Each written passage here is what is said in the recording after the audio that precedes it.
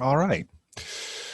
Well, apologies, first of all. I'm running a little bit behind this week in terms of getting out materials for the class, and it had not been my intention, but unfortunately, getting a new computer last week in my office sort of slowed me down a little bit in terms of the schedule I had hoped to keep.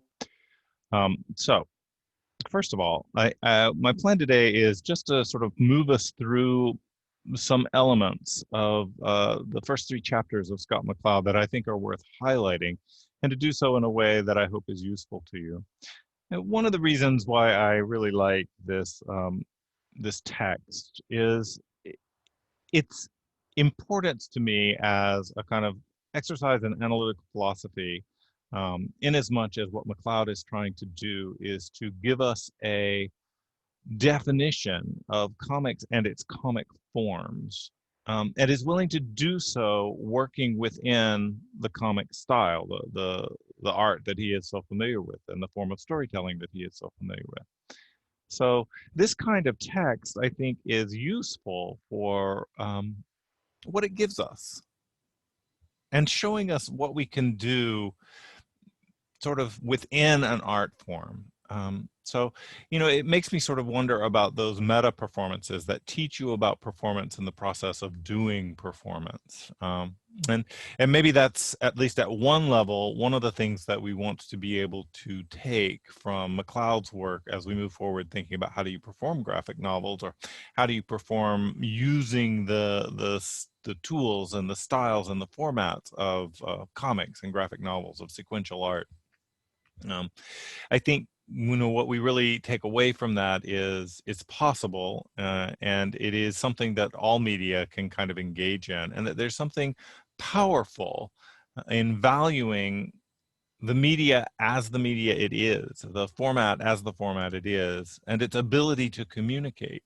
Um, it's hard to write about performance because I think the writing is always coming after and picking over the bones of performance. And it's not that it's impossible or not a worthwhile endeavor, but just that I think sometimes we might want to recognize that a form of communication and a media talking about itself, taking that reflexive turn, is a worthwhile effort. And just at the very beginning, just in terms of the structure of this reading, I would ask you to consider that.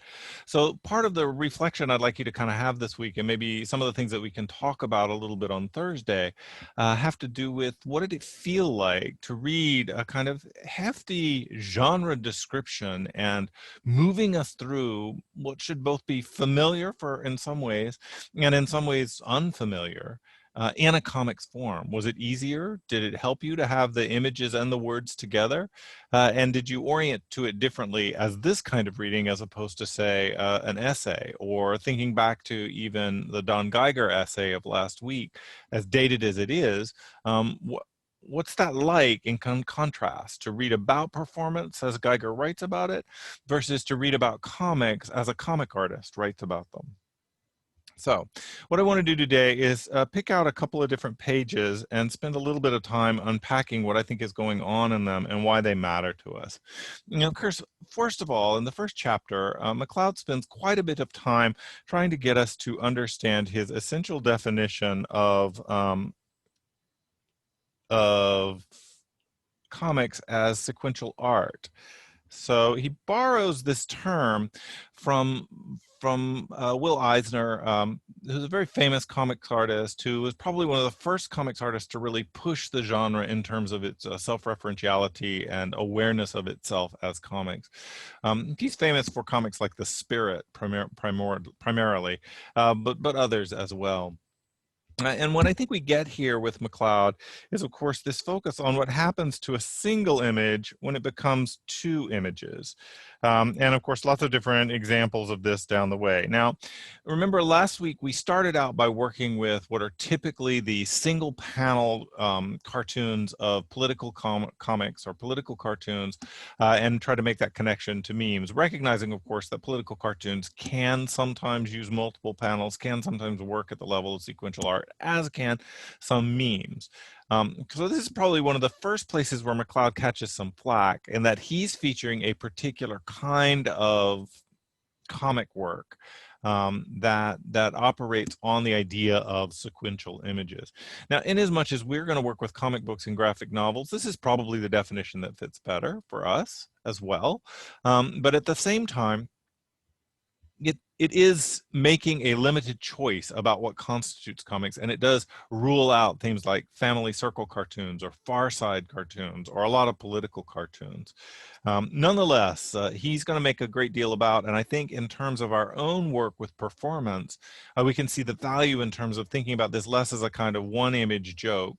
Like if you thought about trying to stage some of those those comics last week, or even some of those memes, they get a little bit difficult because there's not a lot of material there, first of all, and it's a very static image. It's a single sort of joke of usually juxtaposing words with images. But here you get the idea of sequential, and that something happens. The main idea on page 5 here is that something happens to these images when they're taken from being images by themselves and turned into multiple images that are happening there. What I think is really interesting here too is that a lot of McCloud's definitional work is going to really try to play with the idea that we're trying to come at a functional definition of comics. And so, you know, here, once we kind of land on the big definition, he can't help but put in a little joke up here about, hey, we've managed to define comics without ever talking about things like superheroes or Batman or line work or those kinds of things. And so the full definition that we arrive on is that it is comics are juxtaposed pictorial and other images in deliberate sequence intended to convey information and or produce an aesthetic response in the viewer. What are some things that are missing there? There's no privileging of the idea of narrative. One can use, for example, the logic of an infographic and be in the realm of comics. And that seems pretty useful and important to me. But I think, you know, where McCloud is really landing is a very formalist, new critical understanding of the form of comics. Not derived by their content, but derived by how they actually operate. And then he proceeds to give us this beautiful history of various things that might be considered comics, from bas-reliefs of Aztec temples to hieroglyphics, to even including things like instructions on an airplane that are, you know, for safety instructions should the airplane go down, that rely heavily on comics formats because they cannot anticipate the literacy of the people flying on the planes. And we need to be able to communicate across language differences as well as across literate abilities, with the idea here being that comics actually help in the image and word combination for people to read. So we've ruled it down to an idea of sequential art with that beautiful idea of juxtaposition. Now, I want to recognize here that while McCloud's use of juxtaposition, of juxtaposing images, is primarily working with the idea of sequence. Remember that we did run into the idea that the jokes of both memes and political cartoons, even in their single panel nature, work by often a juxtaposition of different images put together. Sometimes exaggeration, but sometimes the contrast of how the words are operating with the images. Hold on to that idea because McCloud's going to explore that in a later chapter that we'll get to next week. Okay, so next up, what I think he does that's really important is to further the idea of his formalistic definition, is to remind us of the kinds of things that are not included or are included but don't need to be included in the definition here. So here are all of these different kinds of things that people use comics to do, right? And probably, you know, we might be familiar with romance and horror and, you know, the science fiction over here and all these kinds of things. But look at all of these other kinds of topics that comics can deal with. We can't let the form of comics be defined by the kinds of genres of storytelling that it might engage in or the genres of tales that it's kind of doing. Likewise, he doesn't focus us on the kind of materials that are used to make comics. comics typically we think of as being a pen and ink kind of line drawing kind of comic, but he's very quickly to say that he's not even specifying technical pens or any of the typical tools that we use in comics. And all of these are useful to us, but he's suggesting that the form itself is outside of these particular analog media or digital media that we might use. And the reason why that's exciting is that does suggest some place for other formats. At the very least, photos and photo comics are part of a tradition of comics that have existed for a long time. And our own work with memes then suggests that we're not far outside of the realm of the kind of formalistic definition of comics, especially when we start to get to the multiple image memes that some of the memes we worked with last week point us to. So these are the things that aren't really there. What does emerge is this idea that you've got some kind of pictorial representation and it is juxtaposed or put in sequence, sometimes with language, sometimes without, and that is the essential form of the comics. Now, that gets us pretty far with a lot of ideas, but it doesn't include all of the elements of comics that we want to talk about. And McCloud is going to take us, I think, to some really interesting places as he too kind of moves to talk about comics. And the first lands on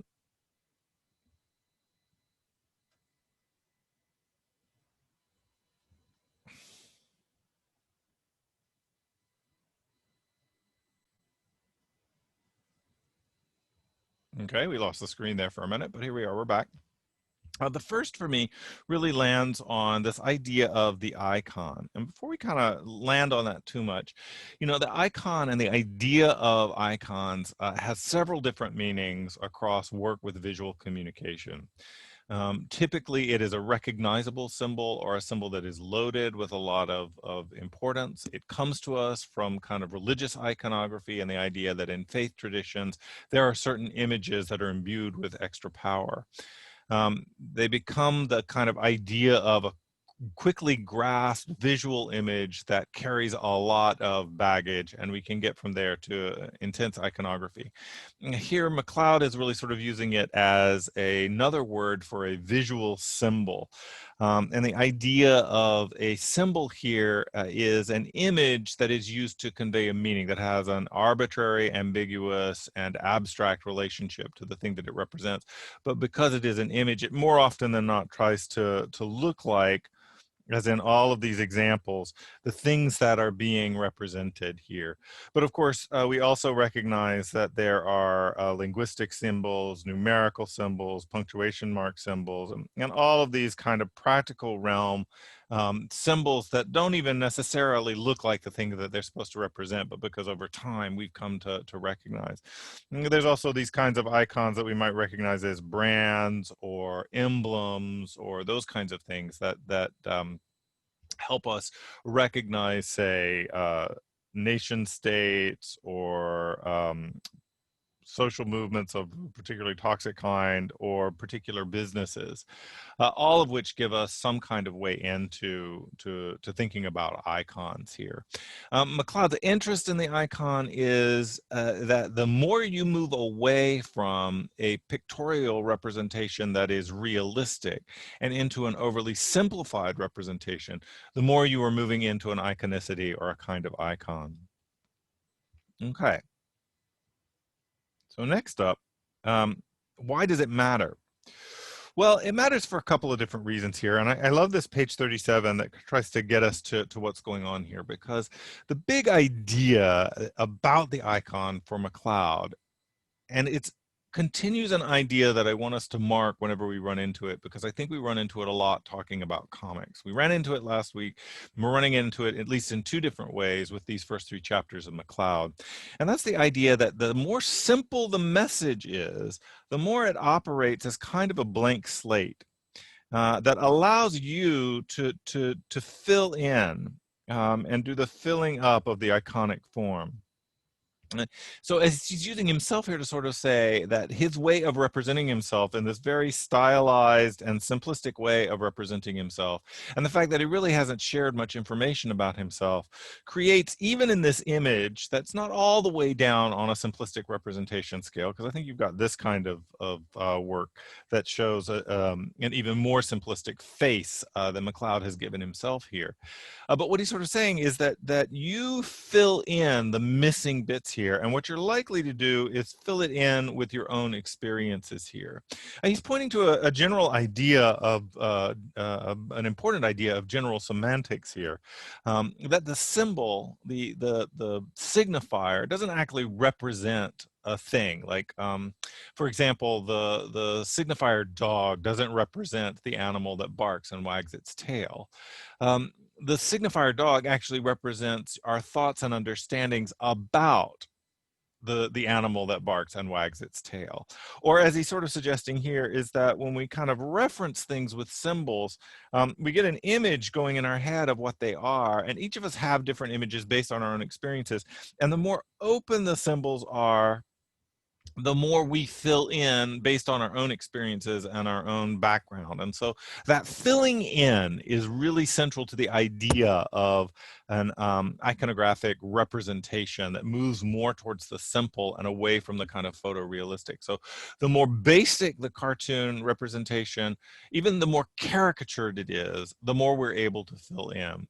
So I think this is why, there's a difference, and you can feel it even when I think you're looking at the political cartoons, between somebody who takes a lot of time to really capture what say Donald Trump, our president, looks like, and somebody who starts to move towards kinds of exaggerations. And the more basic the representation, the more we're able to kind of fill in additional details and orient to the character. And this is not all the way or all the time an idea that we're orienting to them as in a good way, like we're having empathy because we're filling in information from where we come from. Sometimes we fill in a toxic information that we're not particularly excited about. And so what kind of happens is there's this idea here that there's more to the simplification and the move towards symbolization than just the simplification of the face.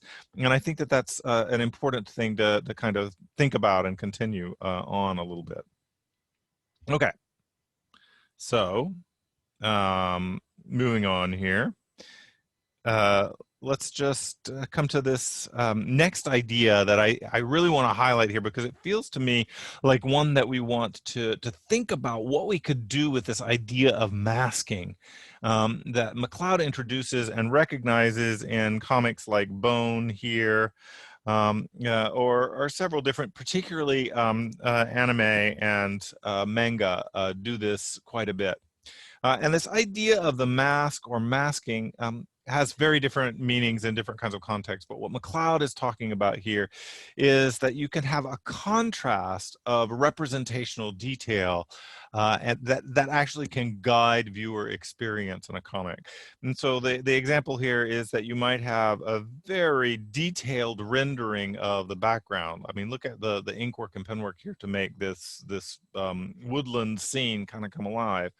But the character in it, the figure in it, is very simplistically rendered. And the idea here is that because of that, we tend to fill ourselves into the character a little bit. It becomes something that lets us do the work of being, as he says, while the background here is something that we see and accept as a kind of background, as a kind of world that the character lives in. So the world can be sort of realistically rendered or more or less realistically rendered, and the characters more broadly open to our interpretation.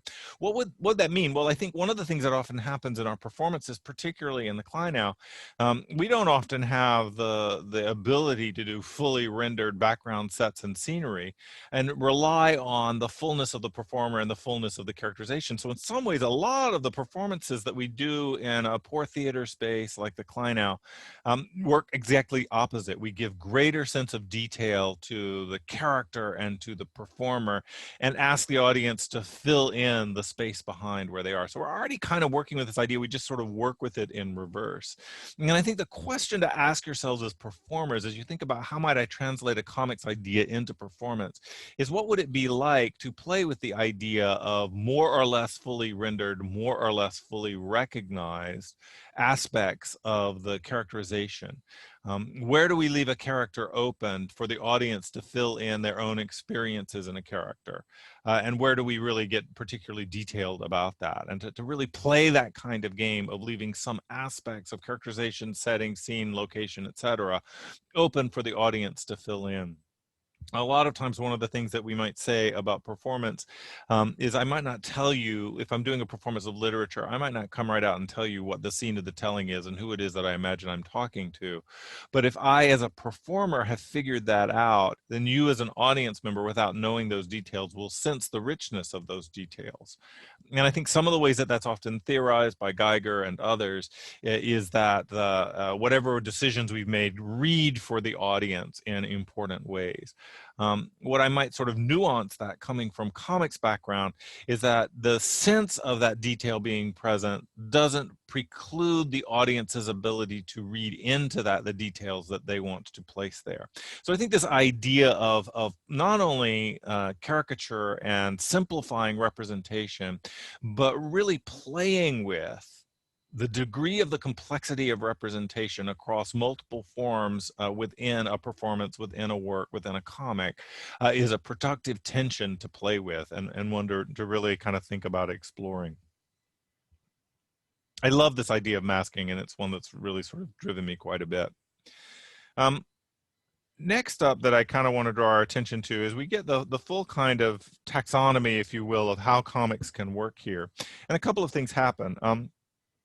First of all, as he moves down towards the simplification of the face, he also recognizes that even simpler than a face is the idea of language. And so our linguistic, complicated but nonetheless simple ways of representing language are themselves a move away from a one-to-one representation of reality and an overly simplified, iconic representation of it through linguistic symbols like words. Okay, so there's that. And this is the primary continuum that he's paid the most attention to. But there is this other kind of one that I think is also pretty interesting that sort of moves not so much in terms of recognizability, but to what degree do the images focus on the object themselves that they're trying to represent, and to what degree do they draw attention to the medium itself or the picture plane, all right? And so some art, particularly modern art, really tries to move away from a purely representational aesthetic to one that is making you more aware of the medium itself and more aware of the forms and structures in the medium itself. And so I think that that's a particularly powerful and useful one to think about playing with. I also kind of want to note here that we have a triangle, and I don't think that's accidental, because of course, going back to the general semantics, we would have the semantic triangle, if you will, with its lost it again. That's okay.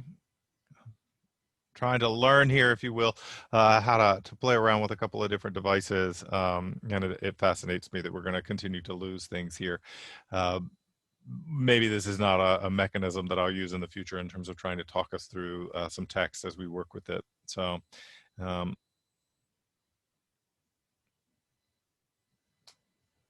wow, it just doesn't seem to want to come back. Oh, there we go. Okay, we're back. Okay, so where was I? The semantic triangle, right? Which gives us the signifier, its reference, or the signified, and the thing itself, right? With a broken line this way here. And why I think that that's important, it's not quite right. We might turn this a little bit. I guess it would really sort of be turned this way we might turn it this way in order to try and better map it up against McCloud's idea here. But I think what's useful and what's productive to remind ourselves is that in general semantics, the signifier, the symbol, the word, the sign, doesn't represent the thing. It doesn't represent. So dog does not represent, you know, the thing that barks and has a tail. That's a really bad representation of a dog right there. But the signifier doesn't represent the dog. The signifier actually represents the signified, which is all of our thoughts, if you will, about the dog, and all of our conceptions about dog and what makes a dog and a dog and another thing not a dog. So the signifier actually represents our thoughts and understandings about the thing that's being referenced, and the thing itself has a kind of connection to those thoughts as well, based on experience, background, and so cultural framing and all that kind of stuff. But this link between the signifier and the thing itself is, first of all, very removed, and also always arbitrary. It's sort of come up with on our own. And I would say that that's, I think, a little bit more akin to this line here. I'm not 100% sure about that, but I do want to mark that we've got triangles showing up here in terms of representation again, and I don't think that that's accidental here. So again, this kind of representation is powerful because it ultimately gives us a very powerful taxonomy for talking about different kinds of comics. And this sort of page, this two-page splash page here, that we get, where McCloud is able to take a detailed run through a lot of different kinds of comics and be able to give us a sort of language. You know, by the time you get down here to where it's just writing and there's no images, then we're a little bit in the realm of literature on this end. But all of these kinds of comics and where they might land, and the wealth of them that are kind of in the middle here, there's very few that really work with a kind of photorealistic or photo comic drawing over here. And there's also honestly very few that work up here at the picture plane area. It's much more common, in fact, especially with cartooning, you get, criminy,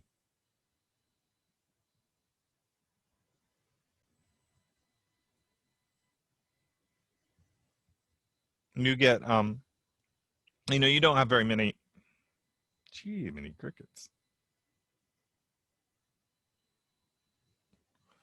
Okay.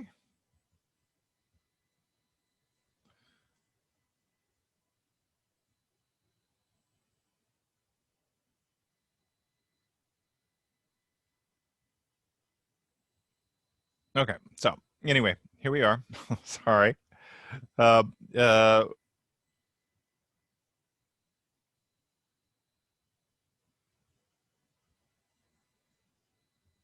okay. Anyway, this is really probably the place where you recognize that McCloud is working in the realm of an analytic philosopher. He's really, and if you're not familiar, analytic philosophy is really sort of caught up in kind of categorizing experience in the world. And here McCloud is offering us a deep cladistic, if you will, kind of like a tree of life in science for different kinds of comics and how they're operating in this schema situation. Um, it's really productive, and I might encourage you to think about how we do similar kinds of schemas when we want to distinguish between, say, adaptations of literature and autoethnographic performance. We want to distinguish between that and, say, performance art. And what would it be like to really try to map that terrain in an analytic philosophy kind of way? We might find, as I think some folks find when they look at this, that it's quasi-useful, but also not without its drawbacks, because we might argue about where things go. And then certainly the beauty of art is that it often wants to resist being boxed into a category and will find ways to be combinatory. Also, I think in some ways this map, it contradicts the earlier idea about masking that suggests that a single work can actually have in its backgrounds, for example, can be very, very much on this end of the spectrum, while its figurative representations might be on this end of the continuum that he's offered here. So you know, that's one reason to sort of be suspicious there. Okay. The next reason why I think we kind of want to give some attention here is that the real purpose and function of the sequential art and of the idea of these representations, the kind of carry away, and he wants to leave it with us because he's about to elaborate it in a different way, is that the representations themselves are asking us to fill in and be participants in the filling in of what's happening in the representation, that we are filling it in. And he makes a connection here to the work of Marshall McLuhan, who made divisions between, say, hot media and cool media. And part of the definition of cool media is a media that really demands a lot of the viewer in terms of filling stuff in. Okay. And so if television does that, then his observation here is that comics are actually more like television. And there are ways in which we can kind of see that. And here's a place where I might say we can see a connection back again to the idea of the political cartoon, where Pierce observes, and we observed last week, that political cartoons don't have a very big shelf life because they also require of the viewer a certain amount of filling in what's missing in the references of the cartoon, so that we have to know that. And I think, you know, some television, not all television, has a short shelf life. If you think about, we don't watch we don't watch reruns of the weather or reruns of the news. We might watch shows over and over again, and some of them date and don't date so well. And there's certainly ways in which television can can remediate things like movies and cinema and film. But for the most part, those qualities of filling stuff in matter. Now here, McCloud isn't so much talking about an intertextual ability to fill in what's happening in the world in the way that a political cartoon requires that you do, as much as your ability to identify with the character because the character is more simply represented. And that simplification of representation here allows you to add to it and to fill in and to identify with that character through your own perception of shared and similar experiences. I do also like, though I haven't shared any of the pages, that part of the idea that McCloud is playing with here is that we see faces everywhere, because one of the things that comics are playing off of with this idea is the capacity of the human brain to seek and find patterns. It's one of the things that gives us a kind of evolutionary advantage in the world. It's one of the things that's behind giving us our kind of complex language and culture practices, is that we are pattern-seeking beings, that we seek, understand, look for, and try to fill in patterns. If you think about it, that's one of the things that's behind things like conspiracy theories, is we're looking for a pattern across abstract material. Now, the reason why I think this is interesting is in the third chapter that we get to spend some time with, he takes us to another place that I think is really important, and probably one of the most important things that a comic can offer us, and one of the central ideas just at a structural and formal level that I want us to think about in terms of performance. And that's about this, this gap, if you will, between, here, let me kind of,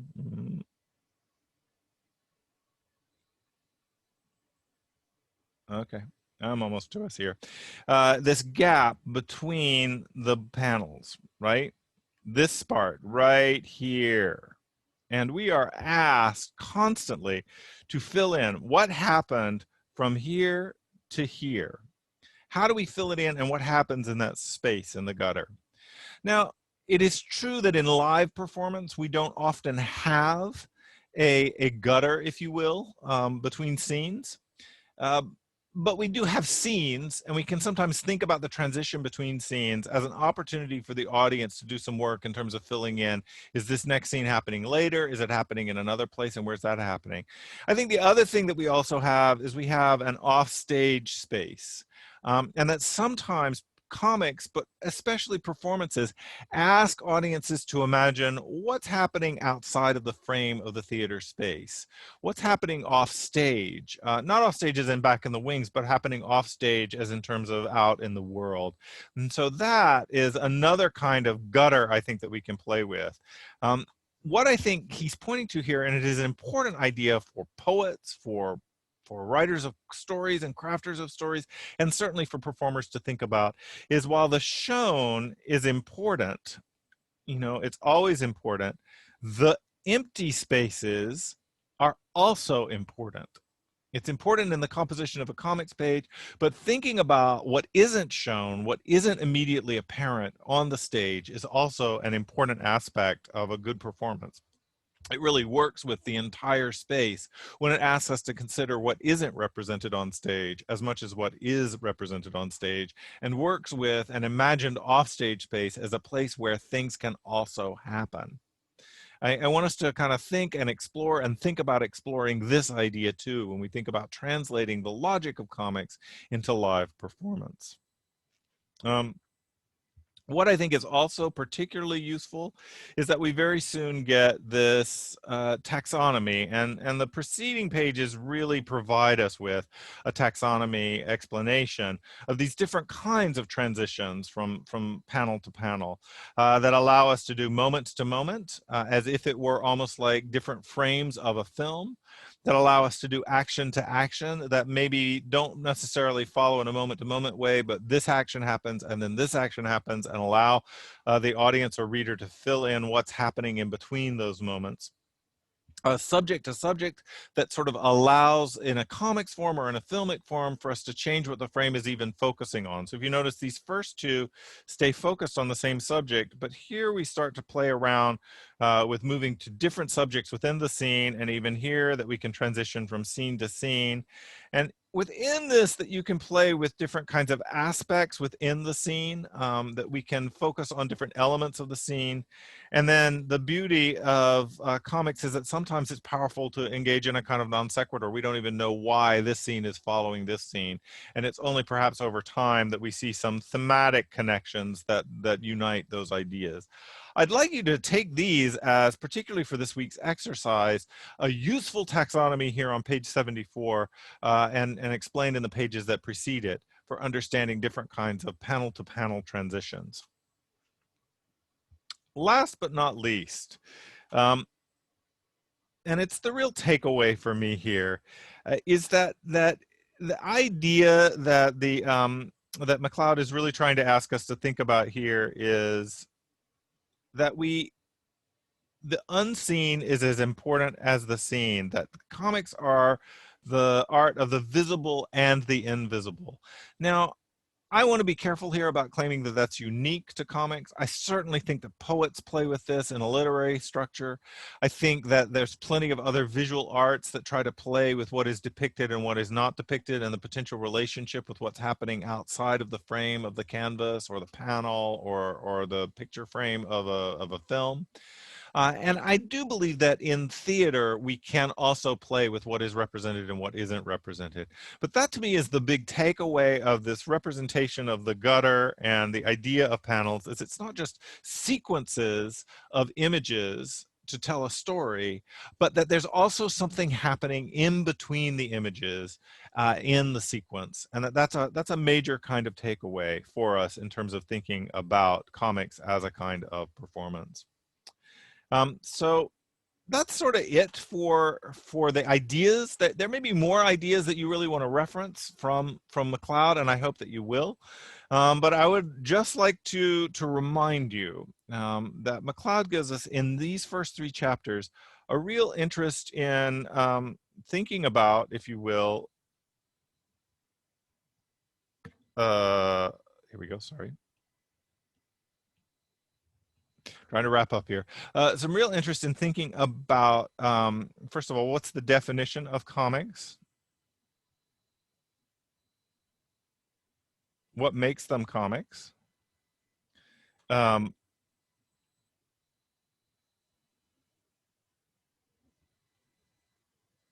I can't understand why my pen has decided to stop working, but it has. So anyway, we'll figure this out and end this out in a different way. For some reason, my pen has decided to stop working today. So the big ideas to take away from McCloud this week, I think, are, first of all, a formalist definition of comics that focuses on the idea of images in sequence. This feels like something that I think we can pull out and use in live performance. A real focus on why the level of rendering in relationship to looks realistic to being more iconistic or symbolic in representation matters, and the kind of filling in that we do with the symbolic images. And finally, the kind of filling in that we do in the transition of image to image, and asking us to attend to where are the spaces that the audience is encouraged to play fill in the blank, and particularly to work with what kinds of things we represent on stage and what kinds of things we don't. I'm sorry about the technology this week, and I'm sorry things are a little bit late this week, but I did want to try and play around with some of these technologies and see if they might help us. And as I said early on, we learn by doing. Thanks for staying with me this far, and I look forward to talking with you on Thursday.